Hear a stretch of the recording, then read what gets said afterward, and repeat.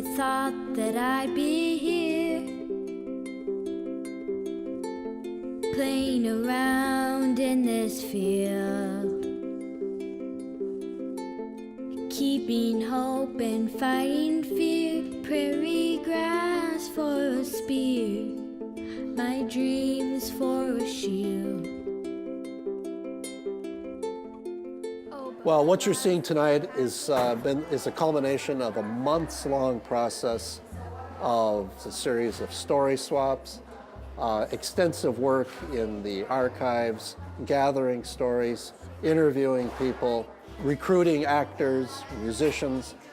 It's an original, creative production, but it didn't happen overnight. So there's been many months of behind-the-scenes work involved in this. Surrounded by love and a family, here we are. What has been so exciting about this particular show that's different than other place-based shows is that we're really trying to unite an entire county. So we're starting to think more regionally, being able to highlight the unique perspectives of each of the 4 communities that we're playing with, but also being able to kind of find the commonalities between these places and what really unites them. And being able to stage this production all over these beautiful landscapes has been such a gift.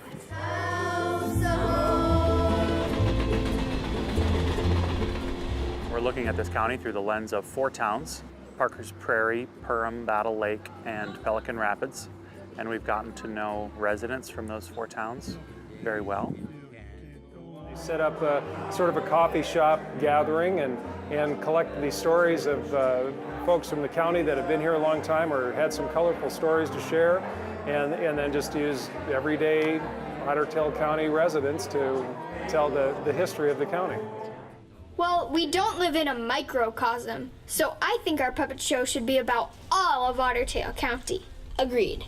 How far into the future should we create? How about 150 years? Wow, that's a long time from now. We'll be dead. Yes, but it will be an important year for the county. Sesquicentennial! The Historical Society is so good and they played along so well, but sitting in those story swaps and hearing how people wanted to make sure we told that story, that's their story. They worked so hard in getting the history of the county and the location so well, and my favorite part is that Fergus isn't a part of it. Everything always happens in Fergus Falls. And so Fergus finally gets to be the villain, and I think that's why I love that scene so much, is that I'm like, I'm stealing the seat, and you guys are just evil.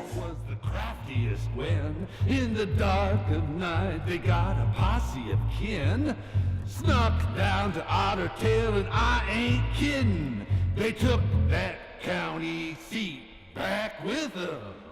Not everybody is a historian, so we use song and dance and comedy and puppets and other theatrical means as wild as we can get to open up people's minds to the significance of their history. I think through the imagination, we can get people to think about their surroundings and their past and their future in a whole different way. Our county seat away.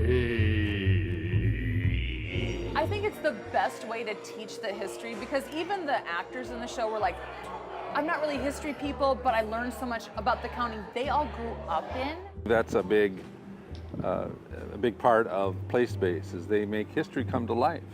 And so we can play people in history and spend a lot of fun.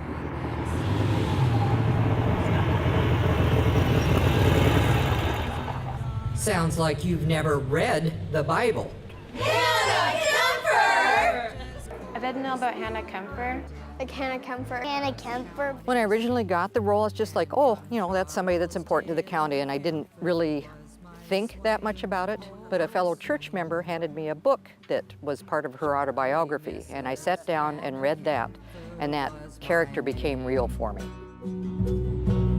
In 1923, I joined the House of State, the first to be elected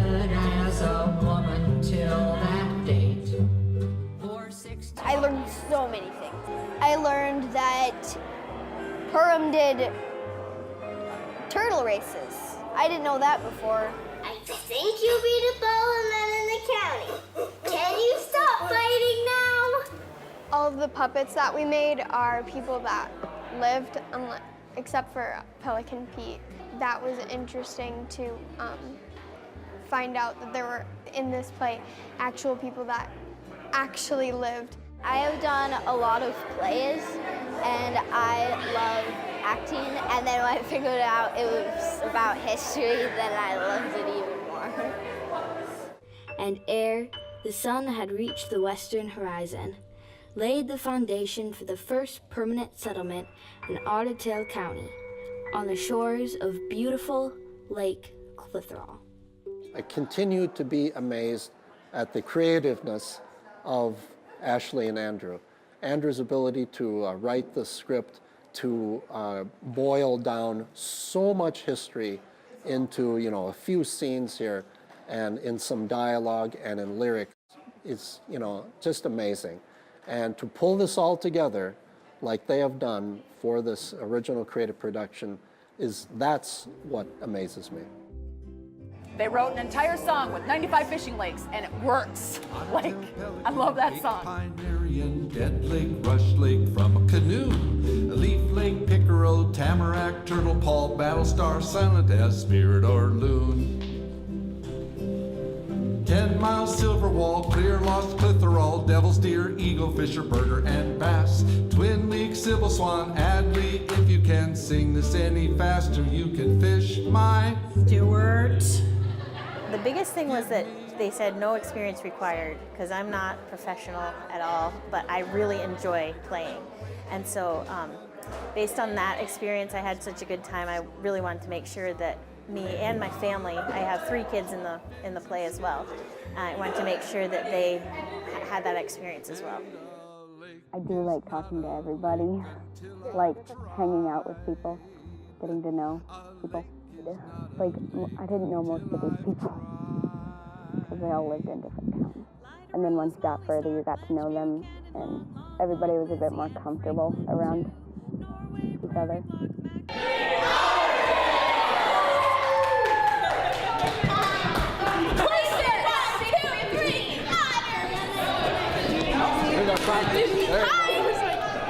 We have every town that we are performing in represented, in addition multiple other towns as well, represented in our cast, and they have driven seriously hundreds of miles to be a part of this show, which just shows the dedication and commitment to the community spirit and pride and willingness to jump in both feet and get very involved in creating a better future for this county.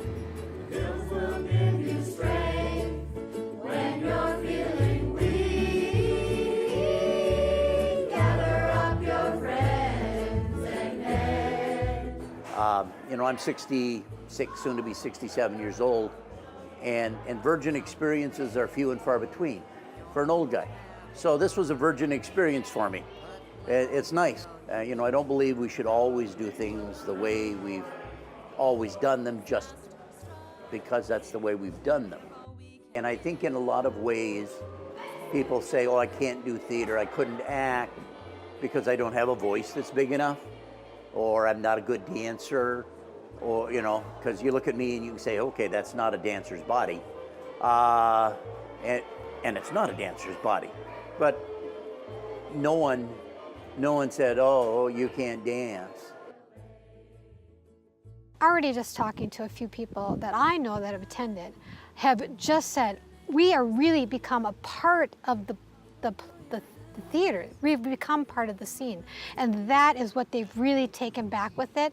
And that's what they've really, really enjoyed, that we've participated in the production with you.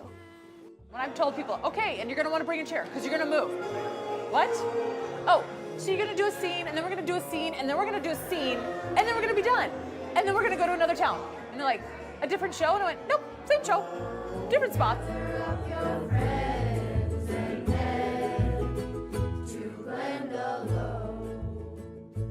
There is nothing traditional about it, which I think is, if you're used to traditional theater, it's a little weird. but it's so much fun. Fishing opener, woo! Sorry about her. She's been drinking Mountain Dew since 6 a.m. this morning. You know, anytime you can share a story instead of just looking at facts and statistics and things like that, I think it really brings it home and really takes it to the heart, straight to the heart, and be able to maybe relate better to where we come from in looking at the stories, telling it through today's people. This is storytelling at its finest. It will engage people. People will understand the stories from their communities. It's not a dry lecture, an academic lecture, some sitting passively in a hall while someone shows a PowerPoint. It's interactive, it's moving, it's original. We're telling real stories from Otter Tail County history. This is about their town, their county, their history.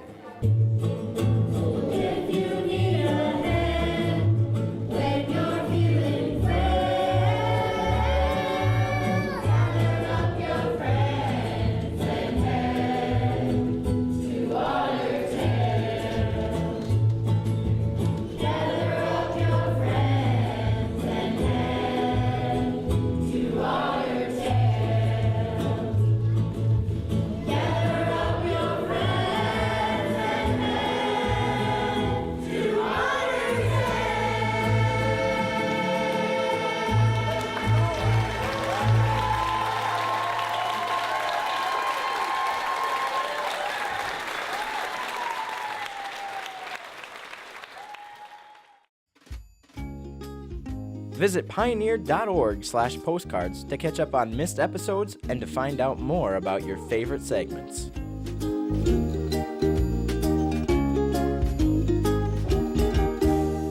Postcards is made possible by the Minnesota Arts and Cultural Heritage Fund and the citizens of Minnesota.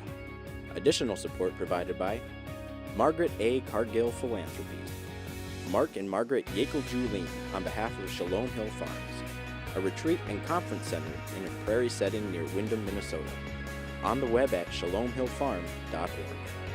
Alexandria, Minnesota, a year-round destination with hundreds of lakes, trails, and attractions for memorable vacations and events. More information at explorealex.com.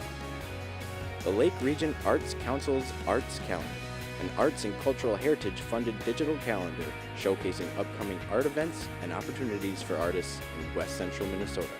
On the web at lrac4calendar.org.